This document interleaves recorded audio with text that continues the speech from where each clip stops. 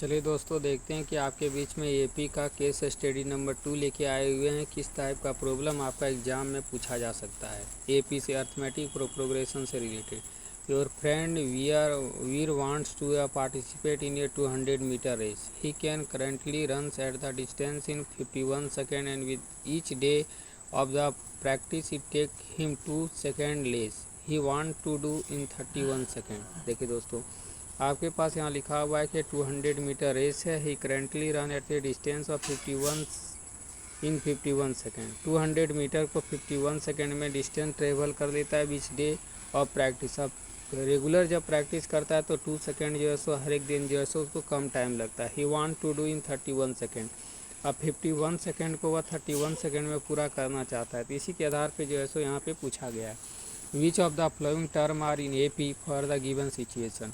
इसमें कौन सा एपी हो सकता है दोस्तों। अब जैसे देखिए कि आपके पास एपी होने के लिए कॉमन डिफरेंस क्या होना चाहिए, सेम होना चाहिए।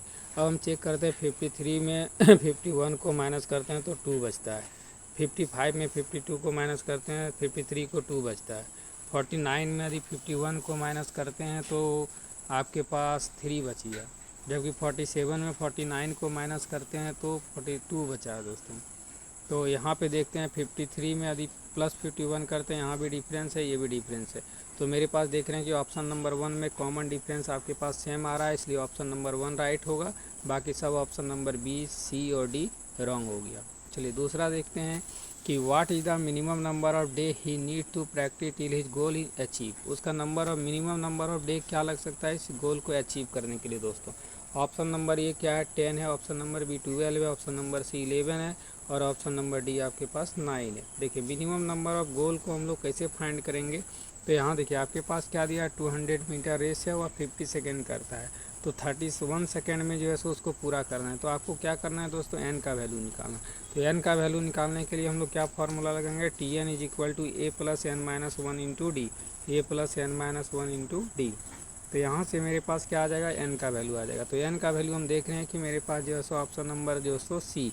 जब एन का वैल्यू निकालेंगे तो ऑप्शन नंबर सी राइट है, 11। ऑप्शन नंबर ए रॉन्ग है, ऑप्शन नंबर बी रॉन्ग है, ऑप्शन नंबर डी रॉन्ग है। तो इस तरह से आपके पास क्या होगा, 11 होगा दोस्तों आंसर।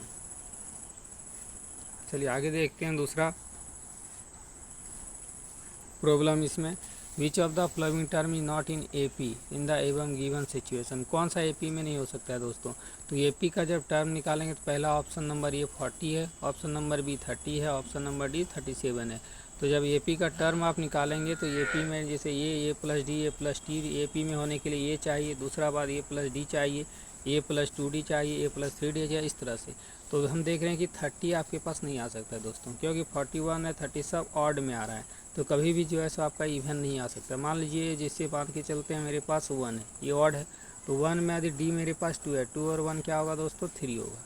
अब यहाँ पे देखिए 1 और डी यदि मेरे पास 2D है तो 3 2 या 6 और 1 क्या हो गया, 7 हो गया। तो सब कुछ देख रहे हैं कि मेरे पास ऑड है। तो यहाँ पे आपके पास ये नंबर ऑड है, ये आपके पास आ सकता है। बी नंबर जो है सो इवन है और सी नंबर ऑड है, ये भी ऑड है। तो हम देख रहे हैं कि मेरे पास बी नंबर जो है सो एपी में नहीं हो सकता क्योंकि ये इवन है। चलिए नेक्स्ट देखते हैं कि if N term of AP is A N is equal to 2n plus 3 the common difference of AP. अब इसमें कॉमन डिफरेंस तो ए का वैल्यू पुट करेंगे, ए 1 का वैल्यू यदि हम पुट करते हैं 2 1 जा 2 प्लस 3 2 5 हो गया। और 2 पुट करते हैं 2 2 या 4 प्लस 3 क्या हो गया, 7 हो गया। 7 में 5 माइनस करेंगे दोस्तों मेरे पास क्या आएगा, 2 आएगा। तो 2 जब आएगा तो देखते हैं मेरे पास ऑप्शन नंबर क्या है। ऑप्शन नंबर ए में 2 था, बी में 3 है, सी में 5 है, डी में 1 है। तो मेरे पास क्या होगा दोस्तों, डी का वैल्यू 2 आ रहा है। तो ऑप्शन नंबर ए राइट है, बाकी सब ऑप्शन रॉन्ग है। चलिए नेक्स्ट देखते हैं, ये सब ऑप्शन आपके पास क्या हो गया, रॉन्ग हो गया दोस्तों। ये भी रॉन्ग है, ये भी रॉन्ग है। चलिए लास्ट देखते हैं नंबर 5 में क्या है, the value of X for which the 2x 2x plus 10 3x plus 2 are 3 conjugative term. अब 3 कंजुगेटिव टर्म एपी में रहता है तो हम लोग क्या करते हैं, x प्लस 10 हो गया आपके पास, माइनस 2x हो जाएगा। और फिर आपके पास x प्लस 10 होगा और फिर माइनस 3x माइनस 2 हो जाएगा। इसको सॉल्व करने के बाद मेरे पास ये x का वैल्यू क्या आ जाएगा दोस्तों, 3x का वैल्यू आपके पास 6 आ जाएगा। तो ऑप्शन नंबर ए में 6 है, बी रॉन्ग है, सी रॉन्ग है और डी रॉन्ग है। इस तरह से मेरे पास ऑप्शन नंबर ए क्या हो गया, राइट हो गया। तो इस टाइप का ये लास्ट था आपका, इस टाइप से रिलेटेड प्रॉब्लम आपका केस स्टडी एपी से आ सकता है एग्जामिनेशन में, इसको ध्यान देंगे दोस्तों।